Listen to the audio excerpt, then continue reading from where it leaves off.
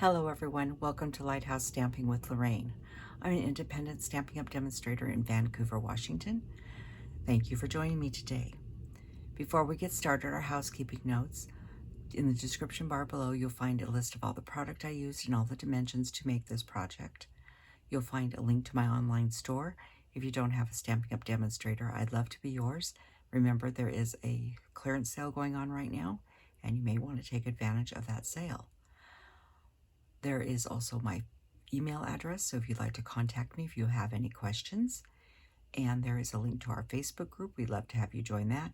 And also, please remember to like, share, and subscribe to this YouTube channel. And if you ring the little bell, you'll be notified every time I upload a new video.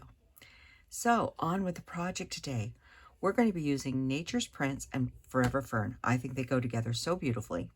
And Nature's Prints is sticking around, thank God, because we're losing Forever Fern. It's been around a couple years. I have to say it's probably one of my favorite sets in a long time. But we're going to use a little bit of it. We're actually using the eucalyptus out of the Forever Fern because I wanted that particular shape. And this is, it could be anything. I'm using Best Wishes and Happy Thoughts. So you could use this for any type of card you wanted. Okay? So on with what we're making.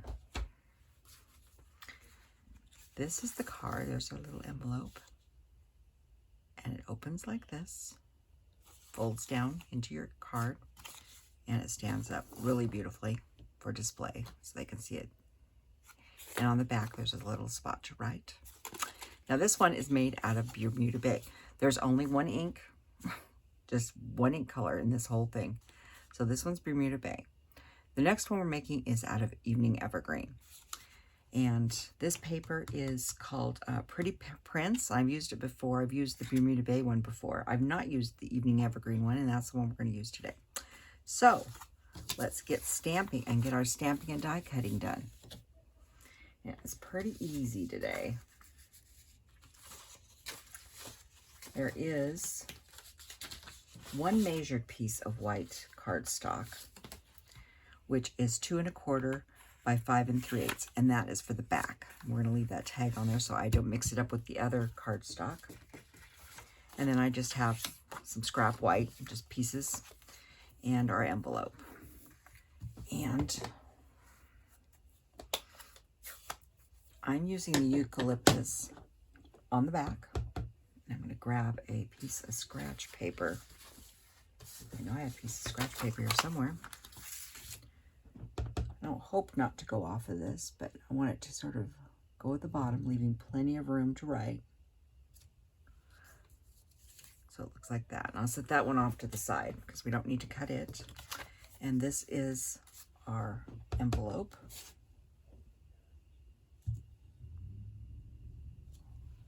Love, you see the detail in that? I just love the detail. And then these are the ones we're going to be die cutting. So we're going to do one of these. We're going to do this big, nice big one here out of Pretty Prints.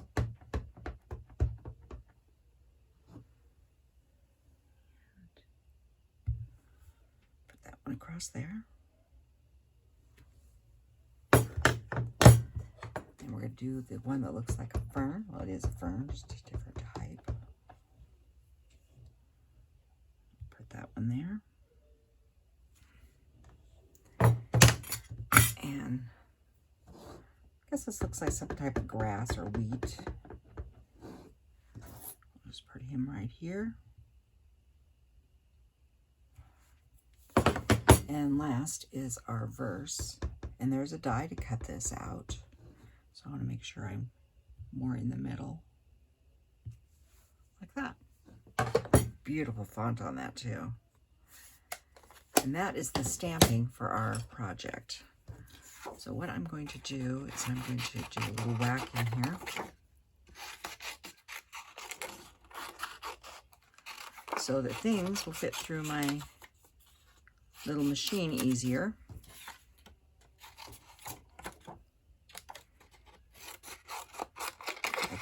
I can do a couple at a time, but I can't do all of them at one time. unless I got a bigger machine out, but we're just using the little cranky here, aka the cut and boss machine. He's a little cranky when he doesn't want to behave. And that's usually because I've done it wrong. Do you remember to get your plates offset? I'm going to do this large one first. And there's dies for every single one of these.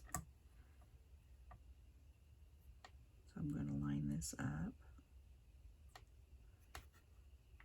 And I'm going to grab me, I got some with some sitting here.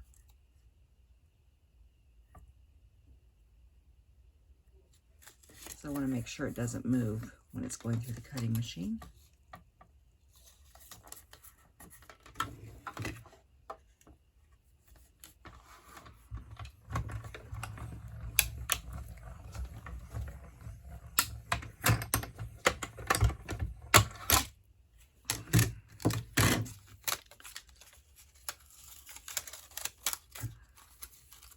There's the first one.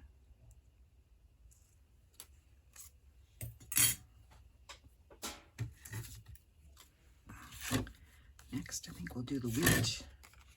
And this one, we can put them both in at one time.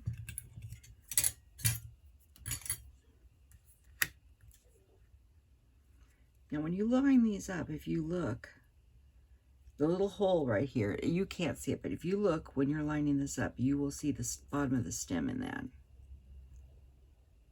And that's the way with most of these types of dies.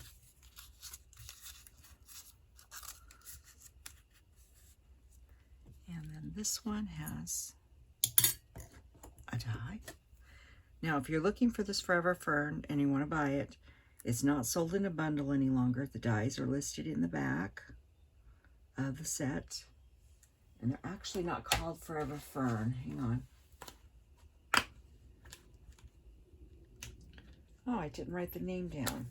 Well, if you look in the catalog, you will see them, and they're in the back. They're Forever something. They're not Forever Fern.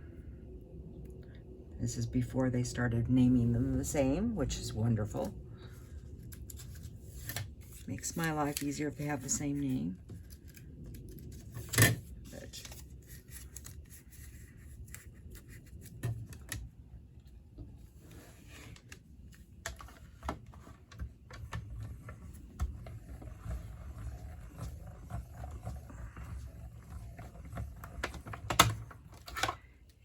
A little more cutting. There's that one.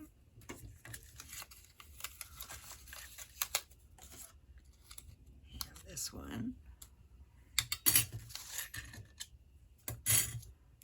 And the last two to cut.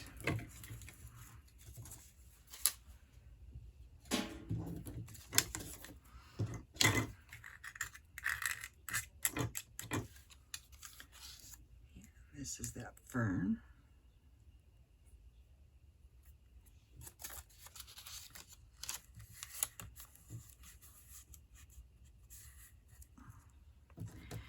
And this is our label. I'm going to actually do this separately because I want to make sure I've really got that straight in here.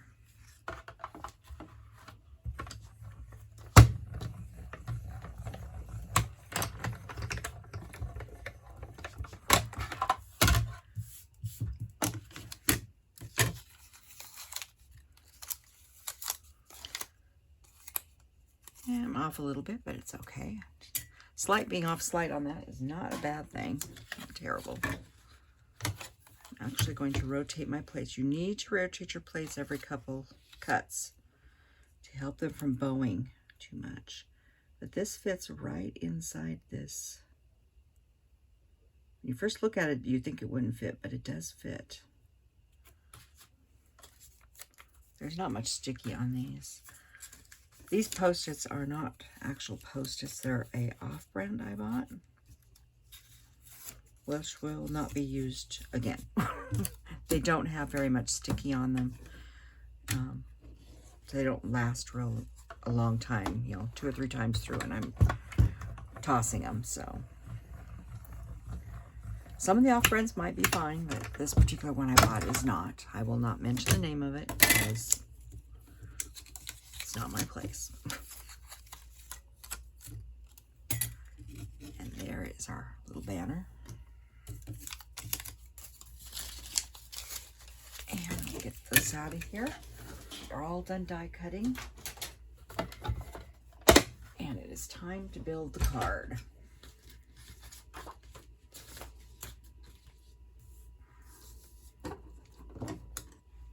Close those.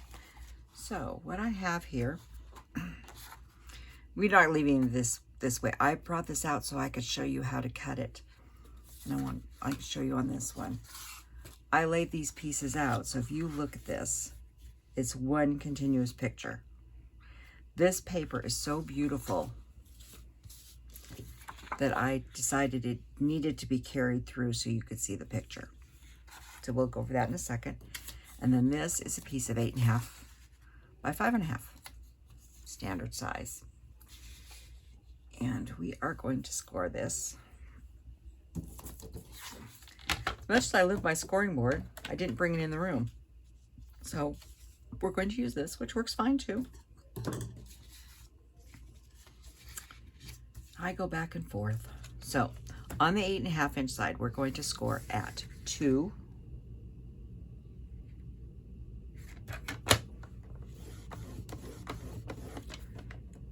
3 1/8,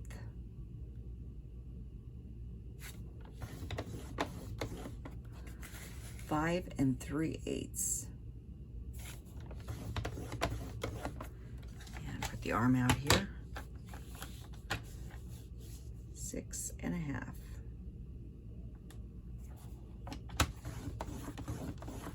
So that's the scoring on that piece. So while I've got this out, we're going to go ahead and do the cutting now. And I will have these listed in order. The measurements will be listed in order so you can cut them in this fashion. You're not going to use the full sheet. You're going to have maybe 4 inches, 4 1/8 left over on this inside. But I wanted to show you how I cut this. So the first one, this is 5 3/8 up and down. So the first one we're going to cut at 1 7/8. I'm going to set these in order off to the side just as I pull them off. The next one is going to be at 1 inch. I mean, you could just, if you don't have a directional paper with an actual design on it, you don't have to do this. You just need to cut this, and then there will be 2 of this and 2 of this. But since I want the design to come through, the next one is 2 1/8.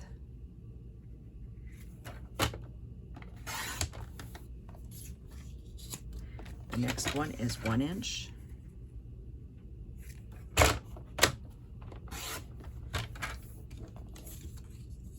And the next one is 1 7/8.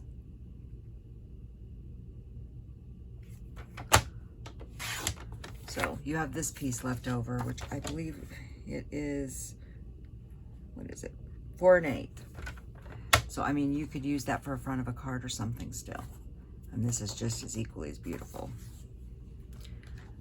But I wanted to show you how I cut that so I could keep it in order. I tend to do that when I have a really pretty paper and it's going to go clear across the page. Okay, so let me see if I can scoot this in a little bit. See a little better what I'm doing. So we have 4 score lines across here. So the first, come to the second one in. So you're in the middle, and you're going to fold that one in. Then you're going to take the other one on the other side and fold it in. So that's folded in. And then these on the outside are going to fold out. So you got the middle are mountains. The middles are mountains, and these are valleys. So you end up with this size here that will fit into your envelope when it's folded flat. Okay? I grab this too close. Let's find a happy medium here. There. So it's going to go like that. So I'm going to start at this side first and then start attaching my paper. Oop. Hang on, here I have a little glue glob right on the end of my glue. You want to make sure you get your paper in the right order if you're going to do this and the right direction. paper is directional. This has 1/8 inch borders, so they're not very big.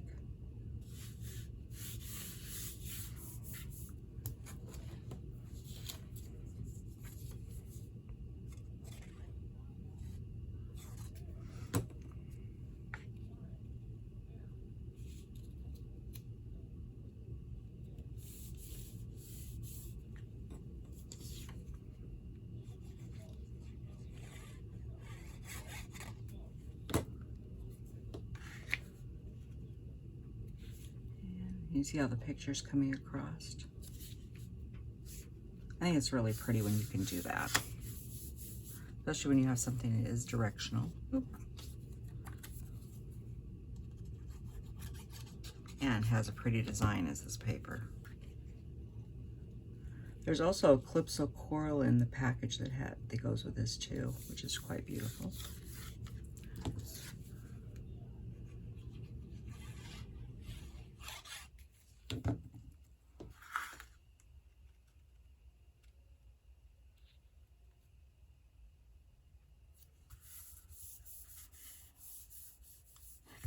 Okay, now I did do our back place first to sign, and that was this piece, which was 2 1/8 by 5 3/8 that we stamped on. So we're going to flip this over, and it goes right here in the center back. Now, if you wanted, you could decorate the other panels as well. Or you could put more pieces of white on if you needed more writing space. You can do this design card any way you want. I've seen people, when they build it, they put panels here and here and none here. So, I mean, it's whatever you want to do. So this is what we've got so far. Now we need to build our scene.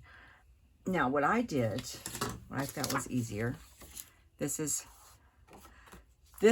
when you close it, is 4, it's just slightly smaller, but it's 4.5 by 4 by 5.5, sorry.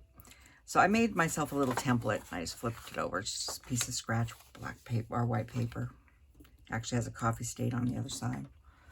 And what I did was I used this because I need to make sure that when I build everything, it stays inside of my frame. And I'm actually going to build it on here first.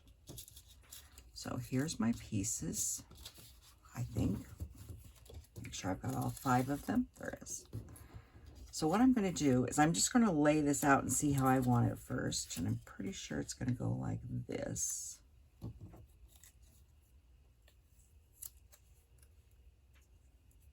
This is going to go more in the middle. But it's going to go look something like this. So what I need to do is I'm going to start with the biggest branch first. And figure out where I want it. And I'm going to grab my trusty Scotch tape. And I'm going to lay this down. So I need to make sure that we all fit. And this is going to be a little closer to the top, but not much. Not like that. I'm going to hold that where I want it. Just put a little piece of tape across that. Now you could do this over the top of the envelope or the card, but it wants to keep on popping open. And this was a little easier for me, but you still have a little wiggle room here to move this around. Not like that. So the next one I'm going to put in is this. It's going to go in like that. I'm just using the white piece as a guide instead of using a little piece of tape there. So I have time to sit in. That needs to move over. I didn't press real hard on that tape. Now I'm pressing hard on the tape so it doesn't move on me. I'm going to flip it back over. And I'm going to look at this again and see about how far down I need to come. About like that. I just found this easier to do it this way than trying to do it in the air or trying to do it actually on the card. And then this one, he has plenty of room. I'm just going to hook him on about there. Hang on, I have way too much tape. Oop, he slid. So I'm using this to make sure that everybody's staying inside of my boundaries, like that. So now we're going to bring this back in. You see how he's going to look on there? Everybody's inside the boundary. And it's not in the middle, it's maybe 2/3 the way down. So if you look at this, the whole label is not going to be on this centerpiece. We want to hook to the center panel. But I can see where I could have dimensionals here and here and here and here and on the label. So we're going to use minis and big ones. And this time, I'm going to make sure I cover up where I put that tape and try to hook all the little extra pieces in. So you see, I don't know if you can see right here, there's no tape. And so I'm actually hooking a dimensional on there. But I'm staying in from the very end because I know that it will not go all the way over. So let's put one more down here. Now I'm not going to pull those off yet. I'm going to look at this again, make sure I'm where I need to be. So I know I could put a dimensional here, and I could put a small dimensional up here. Definitely can put a dimensional right in here, and then maybe one here and a small one here. So this flower and bud and this one, a leaf I should say. So just look where you're going to see where you can place dimensionals so that they don't show. And talked about pretty one up there. I'm doing one last check before I commit to the dimensionals I've put on. Make sure we're not outside of the lines. And then do some peeling.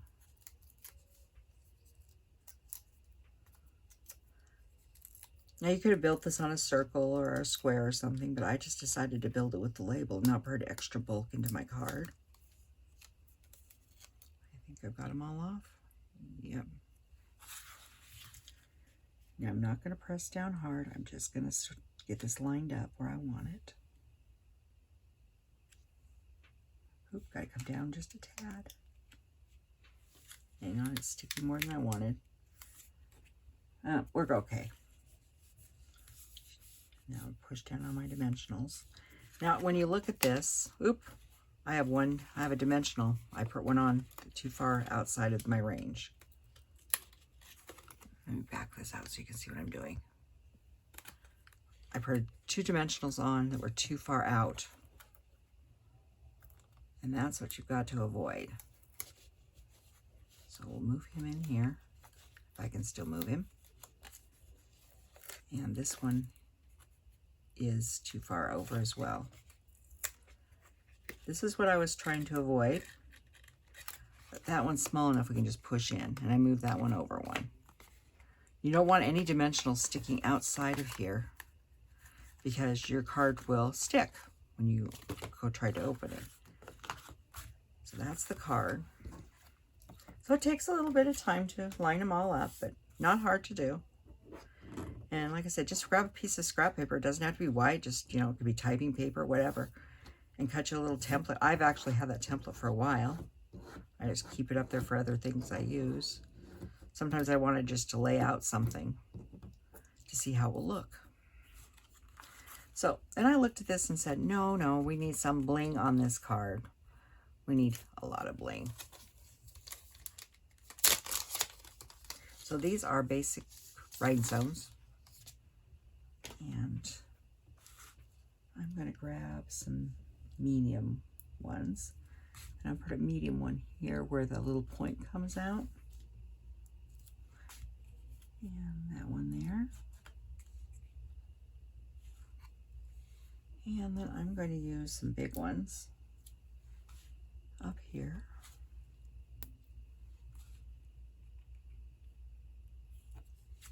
And I'm going to put one down here. Actually, I think I'll put it right inside that one since it lined up with a little dandelion wish right there. So I'll just put it right in the middle. So this is I don't even know what the actual name of this card is, if it has a name, but it's a fun fold. Sort of like a tower card without the tower. It's very beautiful. Here's the envelope I made, and this is the Beauty Marita Bay one. So, I mean, they're both really quite beautiful. So, I hope you give this a try, and thank you for joining me today, and I will see you on Friday. Goodbye.